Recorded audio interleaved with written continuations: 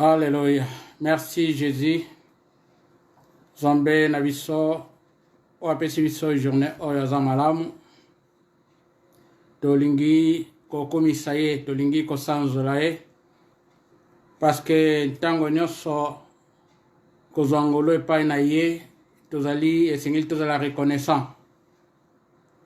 Na nyonso tolingi kotonda Nzambe, kokomisa Nzambe. Nango tolikona kobondela avant tobanda programme na biso. Tobondeli Seigneur Dieu, Père de gloire, Nzambe malamo, Nzambe nankembo.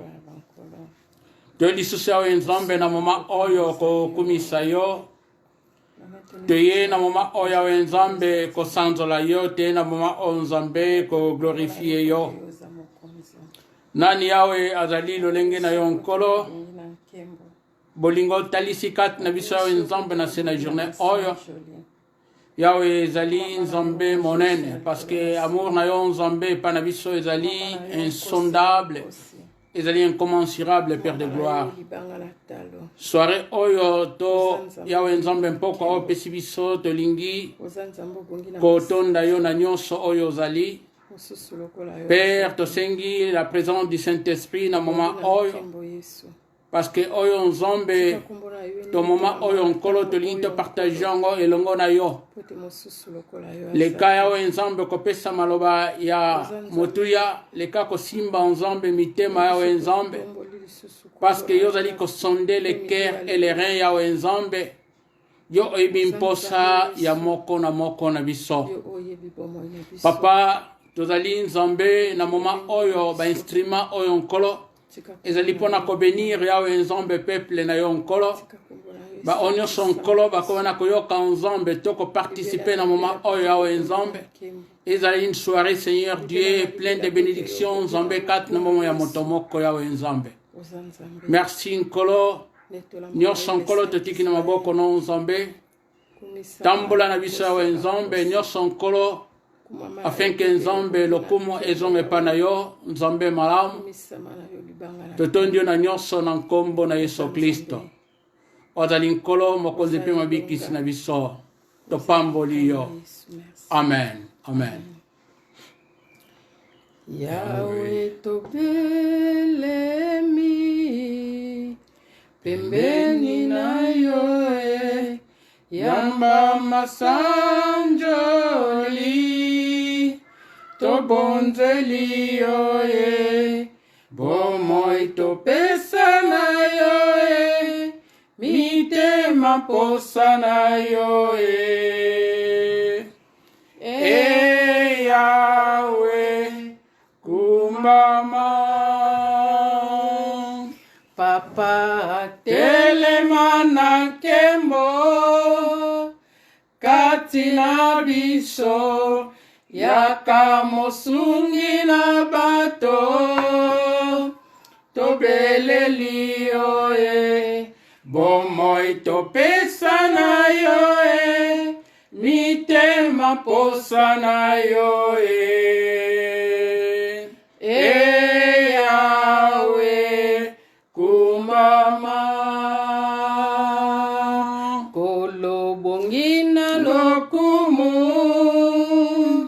yonde mo santo ozali nkolo na nyonso libanga na talo bomoi topesa na yo mitema posa na yo Yahweh kumama loboko na yo yanguya Yahweh esala kati na biso na kombo na Yesu babeli babika bakangami bakangwama Yahweh kumama Nzambe tata ofandi na likolo kombo na yo ezwa lokumu lelo lobi pe libela pole na yo engengisa biso na mboka na yo na Yerusalem tokoyemba na banjelu atonda boboto Yahweh atonda bolingo Yahweh tobonzeli yo bomoi nanga Yahweh nabonzeli yo maele nanga Yahweh nabonzeli yo molimo nanga nzambe na nguya bolingo nanga Yahweh Yahweh atonda boboto atonda bolingo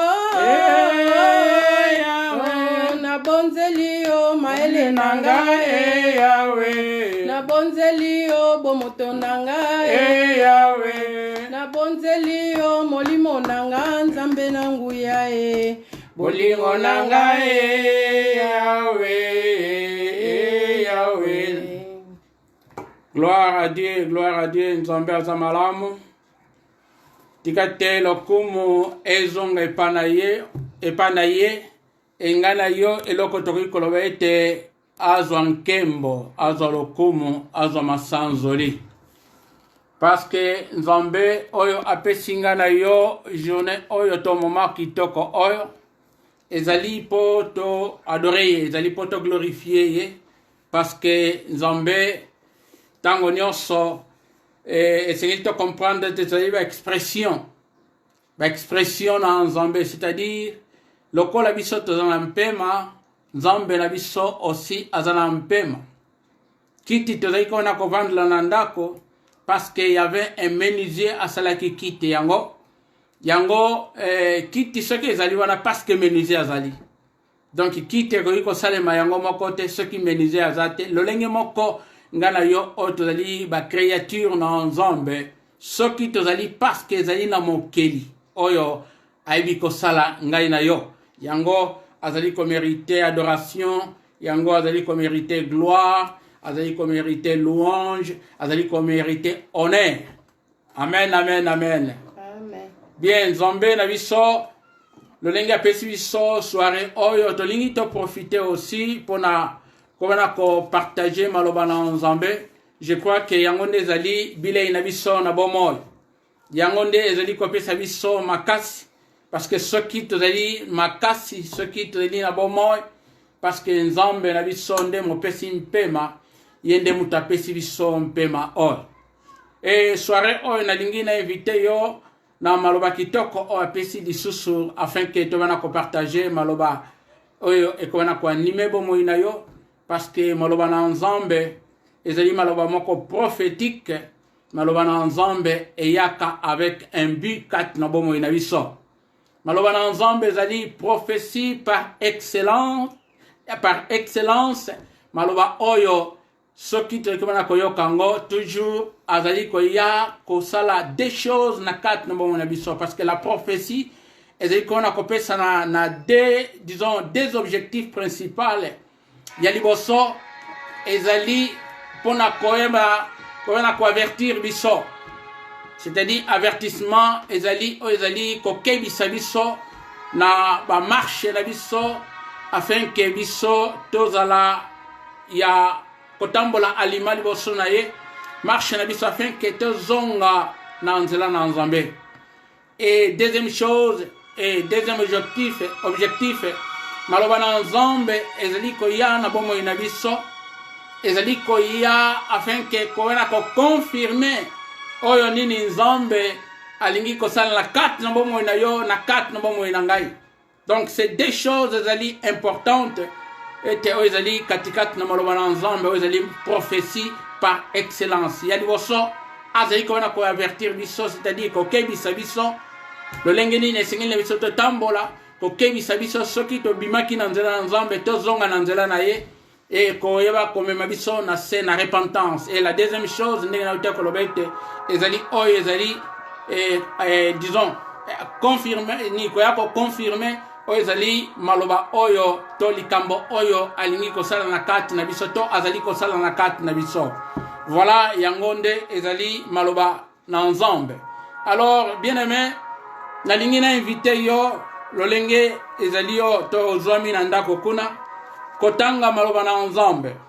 Maloba na Nzambe ezali kitoko mingi, nalingaka vraiment kopartage yango et koyoka yango parce que ezali maloba oyo soki tozali comprendre yango ezali penza eloko moko ya esengo yango etondisaka esengo na kati na biso. Amen, amen, amen. Amen. Bien, bien aimé, tokei na évangile selon Matthieu chapitre 25. Matthieu chapitre 25 eza ba chapitre oyo Yesu Christ déjà banda kotalisa makambo oyo ezali kobana koya à partir ya 24 pe lolenge nini na 25 tokona komona ete esika parabole ezali les 10 vierges, mais les 10 vierges yango te tokobana koyekola parce que si tomonaki yango et sikoyo tokobana kopartager toujours na chapitre 25, mais tokokende na verset à partir à verset 14 ti na verset 30. Matthieu chapitre 25 verset 14 à 30. Nabanzi ofongoli Bible na yo pe okomi esika ngo. Alléluia, gloire à Jésus. Zambe azamalamu mingi. Zambe azamalamu mingi. Bien, nabanzi ozu yango. Nabanzi ozu yango. Gloire à Jésus. Totanga yango elongo. Totanga maloba na Nzambe elongo. Matthieu chapitre 25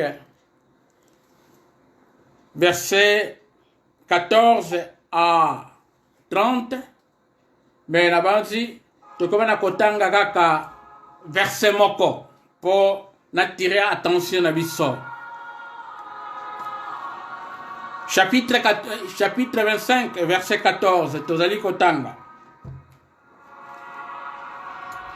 Il en sera comme d'un homme qui, partant pour un voyage, appela ses serviteurs et leur remit ses biens. Totangi na verset 15 aussi.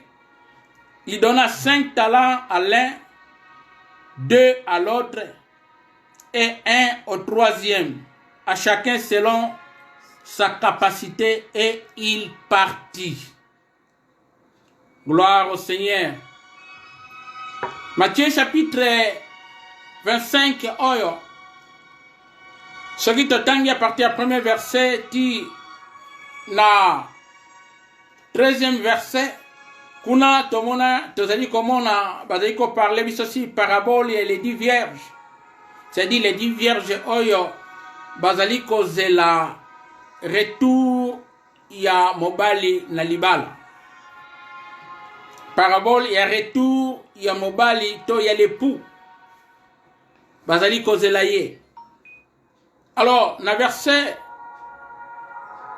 14 à 30 awa bazali ko parler biso na oitali service serviteur to ba serviteur bapesi bango mosala yango nalingi to partager. Awa batalisi biso un maître, c'est-à-dire un patron, avant akende voyage apesi quelque chose et pas ba serviteur apesi bango ba talent na lolenge mosusu pour te faire comprendre ezali comme fond de commerce apesi moko na moko pa meka ko travailler nango. Alors balobi na biso il y avait 3 serviteurs, moko apesi 5 talents, et ya mibale bapesi ye 3 talents, ya misato to 3e bapesi ye talent moko. Bien aimé nalingi olanda ngai malamu eloko nini tolingi topartage na karte na esika oyo.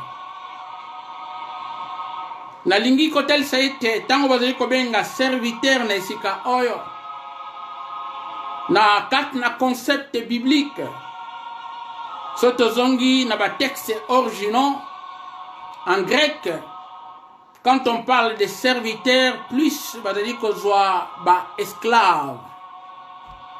Na banzi tobandi kokende sikoyo po to comprendre malamu. Serviteur, esclave. Apôtre Paul azali kolobete, je suis le serviteur et l'apôtre de Jésus-Christ. C'est-à-dire, je suis l'esclave, l'apôtre de Jésus-Christ. Alors parmi les 3 serviteurs, oh bien-aimés, nalingi n'attirer attention na yo. Parce que lo koni to linto soutirer na kat nesika oyo. Balobi ete patron, maître, azokende na voyage. Ndenge na bute koloba ete na kat na Matthieu oyo, chapitre 25, eza na richesse ya ba enseignement ezali na kat na chapitre oyo esengeli chaque parabole te tirer leçon na kat na bomo na biso. Te tirer leçon na kat na vie chrétienne, parce que c'est vraiment important to ezali ya mutuya po à chaque lecture, à chaque méditation, te tirer ce qui est important, te tirer consigne nini oyo nzambe to message nini oyo nzambe azali koloba na ntina bomo na ngai. Alors ce patron, ce maître azokende na voyage po ayebi ete esengeli apesa ba esclave, apesa ba serviteur, oyo ezali fond de commerce, oyo ezali capital po ba travailler nango. Yango nde esengeli to comprendre na moment oyo na texte oyo totangi nalingi to intitulé yango na thème ya lelo oyo toko parler sur la transition. Transition ezali kolongwa na période moko to na époque moko pe kokota na période mosusu. Alors na kati wana ya kolongwa na saison mosusu kokota na saison mosusu, kokota kolongwa na époque mosusu kokota na époque mosusu, yango na kati wana bazali kobenga ezali transition. Yango nde nalingi na faire na partager na katikati na biso. C'est-à-dire biso na kati na parabole oyo, na kati na enseignement oyo, toni tozwa sur la transition oyo tozanango katikati na mokili bien-aimé. Tozali na période ya transition. Période ya transition avant retour ya Christ. Tozali comment a été combien nzambe na biso lolenge alingaki ngana yo atindaki Yesu Kristo afin que onyo soit kondimela ye abungisa mate kasi azobomo ina seko. Gloire au Seigneur parce que biso tozui bomo ina seko wana toyambi Yesu Kristo. Alors na période oya transition tozali nango, c'est-à-dire tozali batu moko sengi toleka na saison mosusu, toleka na phase mosusu. Yango église du Seigneur tozala batu moko oyo to comprendre ete lokola tozali ba pèlerin, tozali ba lekinzela. Donc moment oyo avant course na biso, avant voyage na biso na sena mabele oyo esengeli transition et salement. Ezali période de transition bien-aimé. Yesu Christ dit qu'on parlait en sur Apocalypse. Atalisi en Matthieu chapitre 24. Et le prophète Daniel va parler qui nantina na période oyo. Période oyo ezali pona biso afin que tous la vigilant, tous la attentive, afin que tous la na oyo ezali toloba distraction te. nazali komona kobondela yo na nkombo na Yesu Kristo oyo nyonso azwi ngolu ya komona kolanda biso na se na video oyo to comprendre période oyo tozali ezali période ya transition. Nalingi kotelisa biso soki monde ezali effrayé, soki monde ezali na kobanga, monde na période wana ezali na besoin ya église.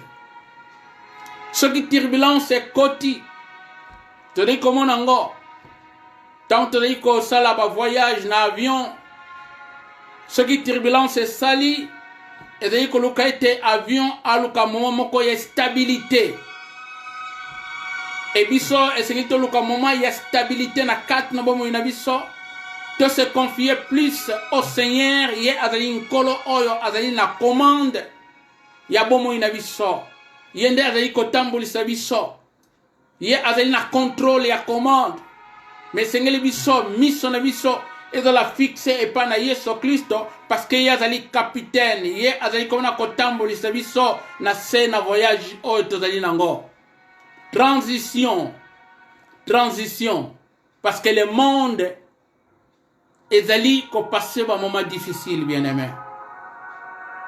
Tolobaki mokolo mosusu était moment or tozali kona ko passer période o tozali kona ko lekisa ya o ezali virus oyo, ya maladie oyo, ya infection oyo, ya pandémie oyo. Et koyebana koleka, bien aimé. Ce n'est pas encore la fin des choses. Yango na kona kotali c'était esengeli biso to se préparer parce que maître aza na voyage. Yesu Kristo aza na voyage. Aprometaki akozonga. Tango ya akozonga akoya kozwa église mpe akokende nango. Donc avant la tribulation to s'approcher to poussani déjà pembeni enlèvement ezali sous mosikate, enlèvement église ezali proche, ezali sous mosikate, eza imminent. Donc kalamingi te enlèvement église et comme na ko salema période oya transition, bien aimé, na lingi ko éveiller yo, na lingi ko réveiller yo, afin qu'on comprendre. Maître à quel voyage a tiki 3 serviteurs et chacun avec son talent, chacun avec oizali fond ya commerce pour à débrouiller nango.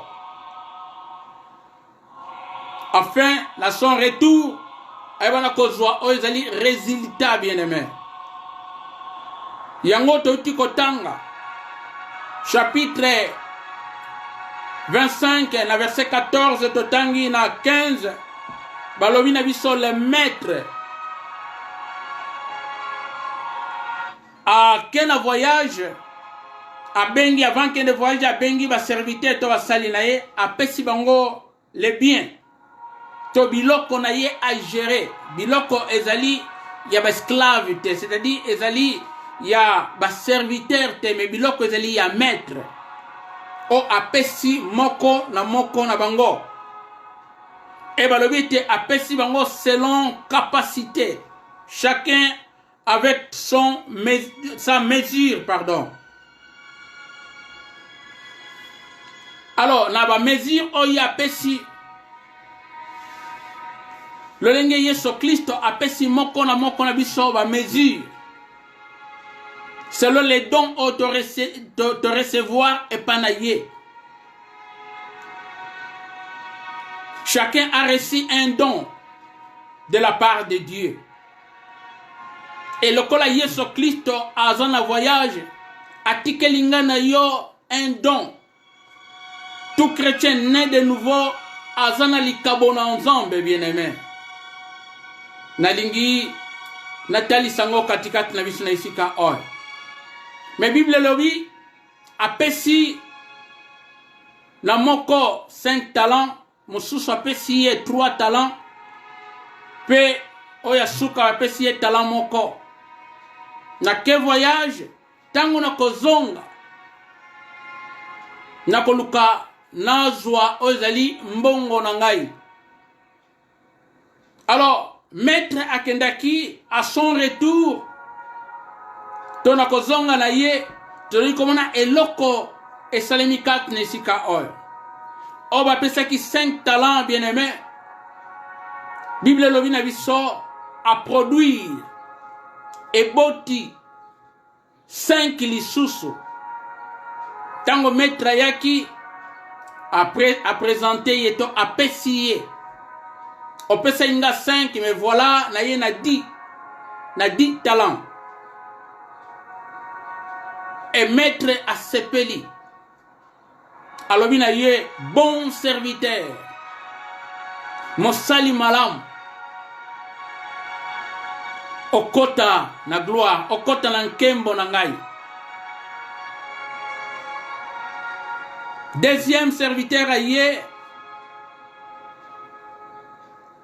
lisusu alobi maître opesaki ngai 3 talents mais na sali o na koyeko sala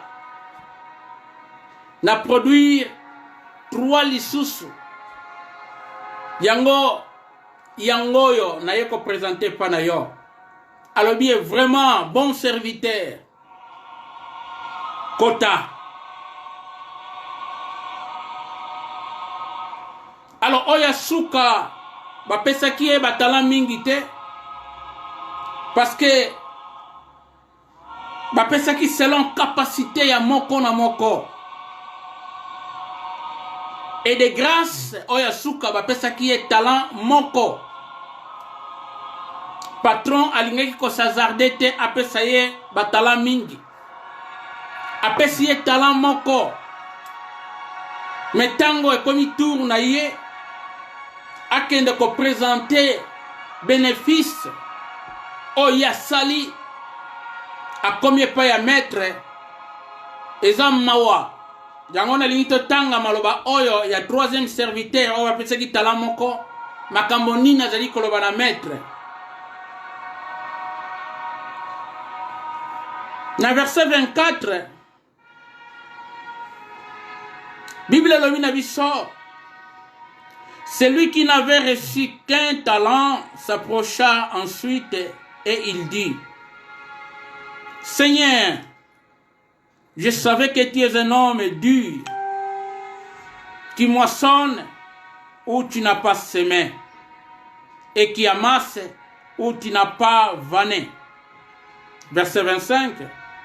J'ai eu peur. Oh, attention avec la peur.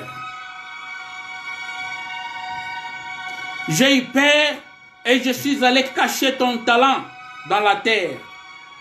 Voici, prends ce qui est à toi.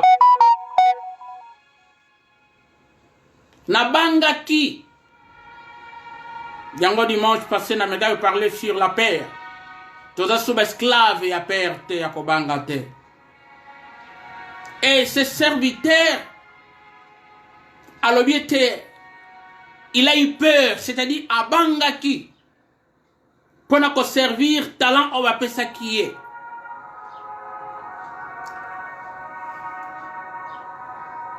Lokola bangaki, à l'objet, na yeko remettre talent na yo moko or. Na verset 26. Maître Lobinaye, son maître lui répondit, serviteur méchant et paresseux. Tu savais que je moissonne où je n'ai pas semé et que j'amasse où je n'ai pas vanné. Dans verset 27, il te fallait donc remettre mon argent au banquier et à mon retour, j'aurais retiré ce qui est à moi avec un intérêt. Et Sengelaki, Soko Yebaki, que Yoko utilisait en gote, que Oza incapable, et Sengelaki Ope Sango et pas ya banquier. Ochambon na banque, Tala Ochang na banque, parce que le banquier Alingaki a produit intérêt na kati nango. Mais yo ozali koye langa explication kolobete naza dur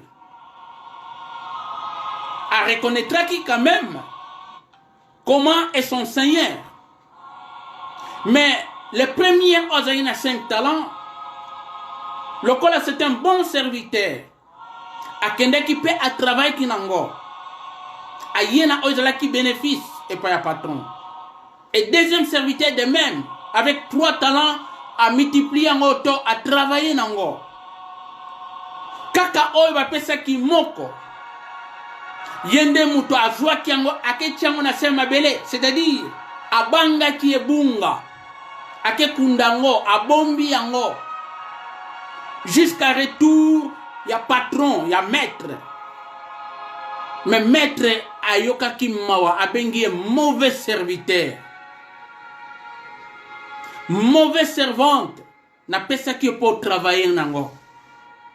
Bien aimé dans le Seigneur, tout le monde qui sort naïe,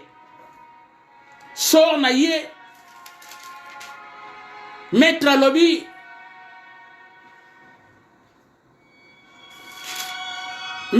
naïe, la verset 28, ôtez-lui donc les talents, l'ongola talent on a mon qu'on appelle ça qui est, et donnez-les à celui qui a les 10 talents. C'est-à-dire, on produisera qui plus. Car on donnera à celui qui a, et il sera dans l'abondance. Mais à celui qui n'a pas, on notera même ce qu'il a. Dans verset 30, et les serviteurs inutiles, babenge les serviteurs inutiles, les mauvais, babenge pe inutiles, mosali ampamba. Jetez-les dans les ténèbres du dehors où il y aura des plaies et des graissements des dents. Voilà. Résultat, en conclusion, il y a serviteur méchant. Ce serviteur méchant est un serviteur inutile. Dans mon salon en Zambé. Bien aimé, essayez de comprendre.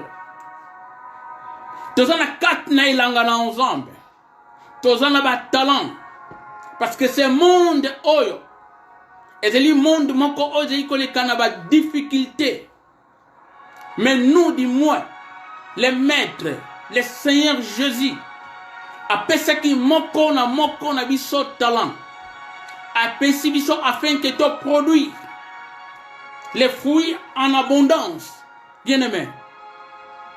Et ça a raison mon côté, tous en ango, tous en explication mon côté. Et mingi kat nabiso, te dit comme ces serviteurs inutiles, les méchants serviteurs oyo. Ba pesi, mais aye kolobete na banga ki. Et quand Dieu donne, yende azali kona ko capacité biso. Yamona lingito comprendre loko oyo. Moisson, eza yankolo. Parce que semence ou ta ke pa na ye, ye moko pe muta semaki. Azali kozela récolte, c'est-à-dire la moisson. Azali kozela ko amasse yango. Pe azali kozela ko vane yango. C'est-à-dire oyo bazuna récolte sengeli ba amasse yango. Pe ko vane, c'est-à-dire kolongola poso na graine. Nkolo moto dali ko na cause la résultat oyo bien aimé. En 7 ans, il y a transition. Na temps oyo to dali ko traverser, il y a transition bien aimé. Na dali ko na ko lendi sa moto moko bien aimé. Kotika la bongo te. C'est très important pour comprendre le oyo. Na 2 Corinthiens chapitre 3. Ezeli kotel sebiso nini kuna na 2 Corinthiens chapitre 3.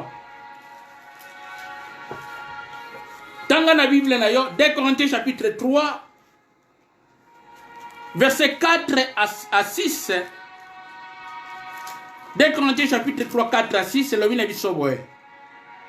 Cette assurance là nous l'avons par Christ auprès de Dieu.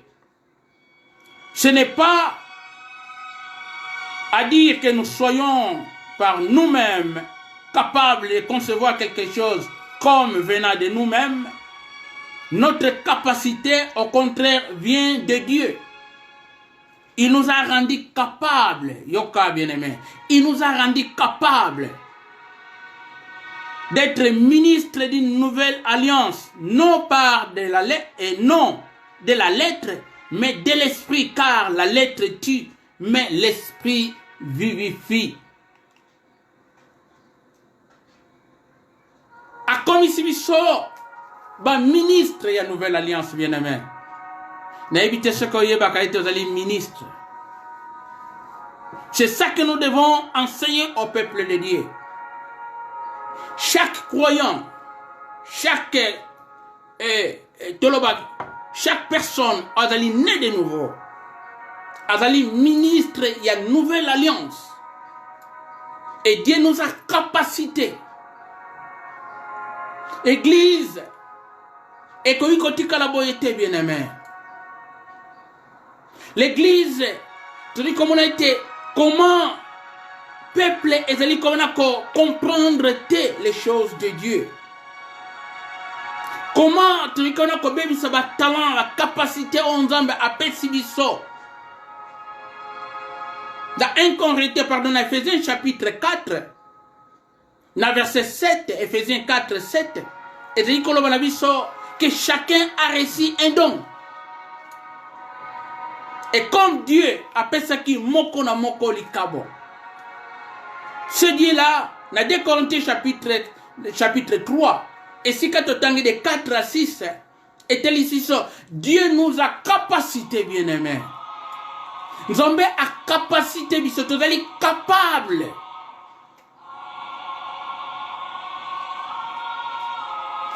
Tout chrétien est capable dans le champ de Dieu. Tout chrétien nous avons à capacité, bien-aimé. Et c'est nous un enfantillage spirituel. Jusque-là, apôtre Paul a dit que c'est important. Et c'est nous comme déjà un maître. C'est-à-dire comment enseigner, comment gérer. Parce que nous sommes gérants, serviteurs, ensemble. Et l'église, jusqu'à aujourd'hui, tu vas comprendre que mingi jusque-là, croissance et égalité. C'est-à-dire, na croissance, ou au manque de croissance, mokona moko, toba, obazali ko kolate, bazali ko sentir comme incapable. Mais Nzambe azali ko taselo ko moko awa.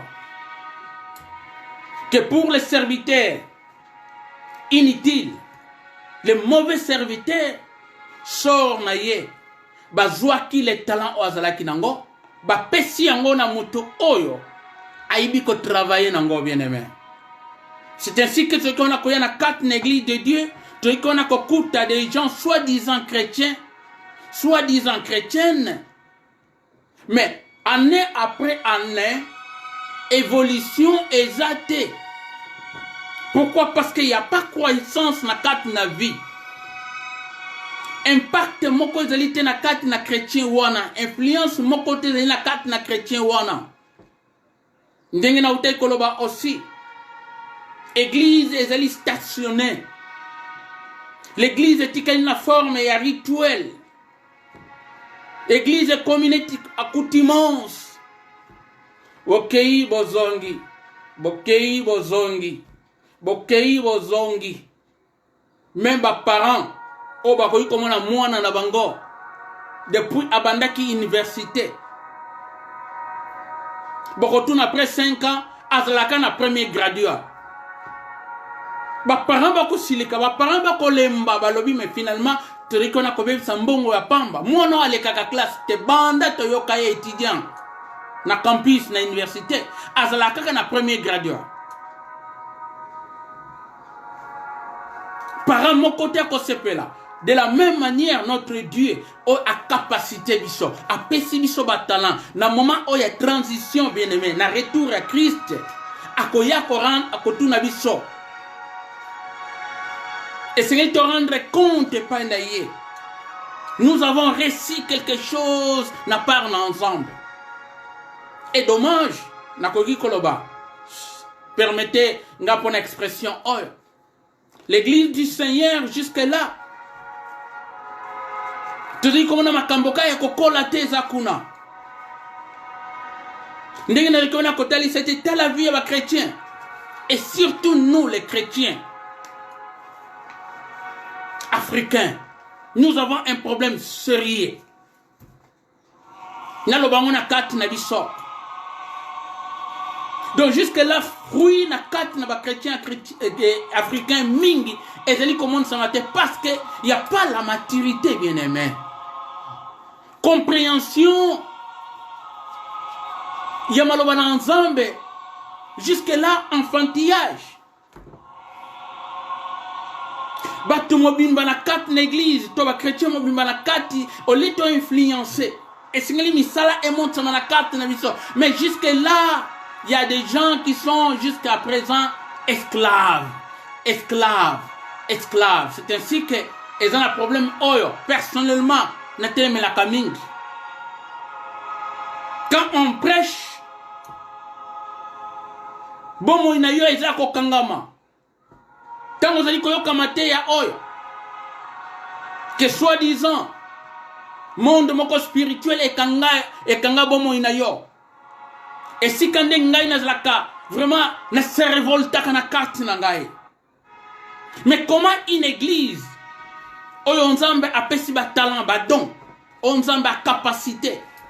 Et jusque là, il y a, disons, Baza toujours na raison, carte na bango. Il y a kolobete, c'est comme les mauvais serviteurs qui avaient un talent, moko kakawana, azuango, akebombango, akundiango. Pona kolobete na banga kinkolo. Mais la bengi est mauvais serviteur. Serviteur inutile. Et lelo otoriko tikala kakate ko stationné kakate wana. Banda église et banda monde chrétien et surtout dans le pays nabiso, c'est vraiment dommage. Il n'y a pas une croissance. Et jusque là, c'est la raison pour laquelle la terre est sur la paix. Donc une cause esclave et à perte. Et les oyo, tu sais qu'on comprend, nous sommes dans une période de transition. Transition. Makambo oyo tu sais qu'on a komona ekoleka. Mais essayez de marquer, en fait, de marquer tant la vie. Période oyo, essayez de travailler. Période oyo, essayez l'identité de la vie chrétienne et monisama. Jusqu'à retour, il y a Christ, essayez de la badilte, batu oyo, bazalina bat talent. Dans 2 Corinthiens, à commune église, apôtre Paul, à commune église à Corinthe. La capacité ne vient pas de nous. Mais capacité, on a nzombe oyo apesa kibiso ba talent. Yende a capacité moko na biso. Et c'est les fruits emonisama. Emonisama ezana obligation, tozana obligation na bambuma et sengeli emonisama bien-aimé. Alléluia. Amen. Nalingi kotalisa yo kotikala na position wana te. Luka okota na mozindo ya ko méditer maloba na ensemble bien-aimé. Omoni David azali koloba eloko moko na Psaume chapitre 1. Esengo na moto oyo azali kovanda na kiti moko te na bacholi.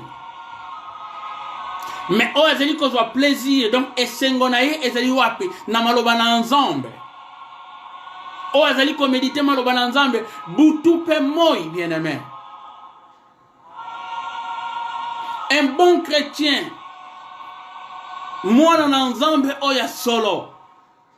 Azali moto o azali toloba enraciné dans la parole de Dieu, bien-aimé.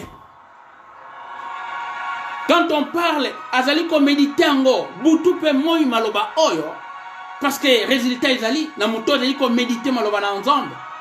Nazali ko loba te na lecture na moto atanga ka maloba na ensemble, mais moto azali ko méditer maloba na ensemble parce qu'il y a une différence entre lecture et méditation. Quand on médite une chose sur quelque chose, Bato monde à ténèbres baye bien. Bato bazali ko sala yoga baye bien. Qu'est-ce que la méditation? Méditation. Moutazali ko sala méditation. C'est-à-dire moto o azali ko revenir en soi. Moto azali ko na ko sala concentration. Pona eloko moko alingi sala. Akoma na isika moko boy. Et toyebi na ba monde ba science wana. Baza bato o bazali ko méditation avant dit quelque part. Mais si abimaki akomaki déjà musika, bino omoni avant di wana. Mais la carte na méditation na ye ya yoga, ce qui est sport nini, si abimaki akomi musika. Seulement o etikali les accords, mais esprit na ye si ebimi. C'est dit bato monde à ténèbres, c'est ça qu'on appelle méditation na tina na bango. Mais biso bana na nzambe. Tango bazali ko lobana biso méditation ya parole de Dieu. Parce que oyo ezali papier Bible. Et comme mina papier. C'est-à-dire intellect na biso e koki kotanga. Ayez l'intelligence na biso. Mais quand on parle de méditation, esengeli etika la kana intelligence te. Makamongo esalani esengeli ekitana mitema na biso. Afin que tout le monde a la parole de Dieu na dimension mosusu. Wow. Maloba na nzambe ezali kitoko bien aimé. Moto azali ko méditer parole de Dieu. Azali moto oyo azali ko vivre na kati na richesse, na kati na abondance moko boy. Et loko nyose ko yela ina kati na bomo ina ye parce que comme a méditer ka parole na nzambe akobanga eloko moko te parce que yibite tout est écrit. Nyos aussi est commandement. Nyos aussi est l'obama. Parole de Dieu si est pesango solution bien-aimé. Wow. Ozali mwana na nzambe. Nzambe a capacité yo. Pour okoma na dimension mosusu, okoma na niveau mosusu. Toko iko tikala na niveau oyo te bien-aimé. Et c'est les grandeurs, bon nzambe et mon nzambe na kati na biso. Mokili oyo ezana agitation. Mais ezana posa ya église. Ezana posa ya ngai na yo. Ya bato o bazana maloba ya bomoy. Eh, natalisa kati na biso. Mikolo oyo, tant oyo, parce que c'est tant de nango. Na sur le plan scatologie, Yesu Kristo telisaki tango oyo nyonse koleka. Muto medite kamaloba na nzambe, aza muto abi yoka yokate. Les serviteurs inutiles, les méchants serviteurs, baza batumoko baza na fondation te na kati na bango. Bazali ko yoka pamba pamba, video eleki alandi. Ba audio de l'icole kamikolo oyo. Il y a les 12, les 13 à lundi. Il y a les 8 kalate. Mais le kola batu mingi oyo bazali na kati na père na kati na bango parce que fondement exacté. Les mauvais serviteurs aboito abangi ko kindo ko travailler na talent wana les dons o ba pesa kiye. Ya lobiete non abanga ki. Maître lobi était mauvais serviteur, inutile. Yango nazali ko zwa eloko o na pesa kiyo nazali ko pesa na o dali nango 10. Po ye wana azali le bon abanga kite aibite azana capacité na pesa ki yo pe na pesa ki capacité mais o saleli capacité ni et capacité na yote bien aimé. Zala na kat na maloba na nzambe. Muto azali ko sala méditation maloba na nzambe. Ozali ko méditons jour et nuit. Bible lobi na biso. Na Psaume chapitre 1 verset 3. Ba lobi na biso, il est comme un arbre planté auprès d'un courant d'eau. Ha. Si on mona nzete o balona pembeni na mai. Si on mona ngo ekauka, est-ce que y ayebaka saison? Et dans la saison de pluie, saison sèche, y a kauka kate. Parce que misisa na ye ezali toujours na mai. Parce que y a ezali ko recevoir toujours mai. Et ozali ko méditer parole de Dieu jour et nuit. Ye azali nourri na maloba o spirituel ako kauka te bien-aimé. Alléluia. Et Bible lobi na biso. Oyo nyonso ezali ko sala ye azali ko réussir nango. Alléluia. Nyonso azali ko sala réussite totale. Amen. Azana ko banga te, azana ko ningana te pour n'attendre parce que azali moto moko avant de na kat na maloba na Nzambe. Yaka koto okomona loboko na Nzambe. Yaka koto azamutu wana te. Parce qu'il y a une parole prophétique dans Nzambe, ceux qui n'ont médité, ceux qui n'ont côté na mozindo, Nzambe na biso azali fidèle à kosakate. Alléluia. Amen, amen. Bien aimé, nalingi côté limisayo. Pour comprendre l'identité na yo. Phase ou eza phase de transition. Yesu Christo, le maître a kena voyage, azana voyage akozonga pour aya kozwa. Résultat ni. Parce que dans Matthieu chapitre 1, na 13 kuna, tu habites épouse ezali kozela. Et de la même manière, serviteur ezali kozela. Mais en même temps, na 4 na kozela wana, esengeli na tozela na 4 na service. Aya kokuta biso na service. Et puis tango koya aya ko récolter fruit mbuma oyo. Na batalan pesa kinga na yo. To mesanateur kende ko vendre na l'église. To mesanate kozela kaka nyonso bayela kabiso yango nde nazali koloba na carte na biso na koma kozwa les chrétiens na koma kozwa soi-disant église. Ce n'est pas l'église de Jésus-Christ. Ba o bazali kokende na soi-disant église eza na triangle moko esalema carte na bango, c'est-à-dire conception église bazwango comme commerce moko, c'est-à-dire il y a un fournisseur. Ils ont un produit moko bazali koteka et puis ils ont un client. C'est-à-dire église wana okokuta fournisseur na client toloba fournisseur marchandise na client yango église o ezali ya kobeba na likoloba nini wana. C'est-à-dire na quatre église na lelo oyo bato bazali fondé na quatre na parole te bazali kozela quelque chose. Prophète olobi nini nantina nangai. Olobi nini nantina nangai. C'est-à-dire bazali kozwa prophète bazali kozwa maloba na Nzambe comme produit. Yamba yeso kobala, yamba yeso ko voyager, yamba yeso ko salabo, yamba yeso ko pambola, yamba yeso. Donc tout on parle rien que de matériel. C'est-à-dire église on a nan et comprenant mission tel les talents autres joie qui les dons que nous avons reçus de Dieu. Nano église on est comprendre en haute mais la lingi koyebi sayo. Tu as un don de Dieu. Mais Yesu Christo akoya kotuna biso nyonso. Talent na pesa ki osali nango nini. Et surtout à cette époque de transition. Maloba na Nzambe sengeli evanda en abondance ya kotondi sama na kati na biso. Mwana oyo aliaka maloba na Nzambe oyo medita ka maloba na Nzambe akokota te na ba flui oyo ezali koleka ba video ya ba nini tout ça ayoka koto mabe ayoka koto mabe. Et jusque là les gens croient recevoir quelque chose na oyo bazali koyoka yoka mais azali kota la vie ya ngai na yo. Bien aimé ozaya Nzambe. Osa ya Nzambe mais singeli o comprendre l'identité parce que si on ne comprend l'identité na yote et moi passer comme un soldat. Oh ibakate as un soldat.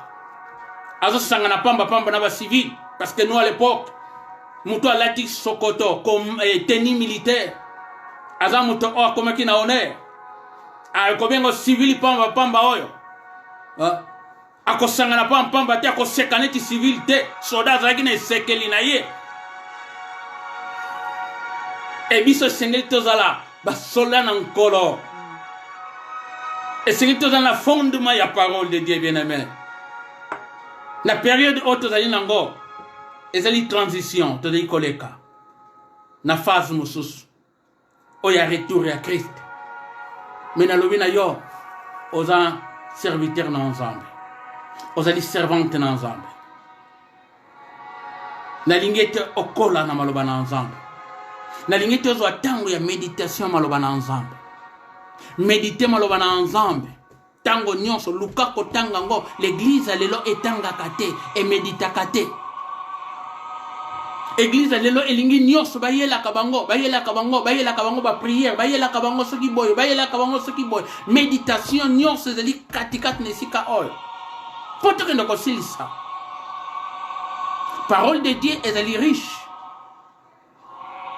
parole de Dieu est soki na Bible oyote Dieu a dit c'est poussé par l'esprit de Dieu yango bakomaki mais bakomaki nyonso te parce que Nzambe tokoki kotia na kati na livre boyete Nzambe ko sukaka na livre oyote Nzambe azali au-delà ya livre oyo yango quelqu'un qui médite maloba na Nzambe okozwa révélation ya mingi o Nzambe ko bana ko salela yo muto azali ko méditer azali ko comprendre même na kati na mabondeli akosenga toujours ko bonde la fonction ba promesse oyo ezali na katikati na Biblia tikate Nzambe pambola bomo na yo nalingi elongo tokende liboso na tant otriko na kozela koyana Yesu Kristo tango ya transition esengeli tokola toza la fixer toza la fonder na kati na maloba na solo maloba oya bomoy tikate esike zwami yo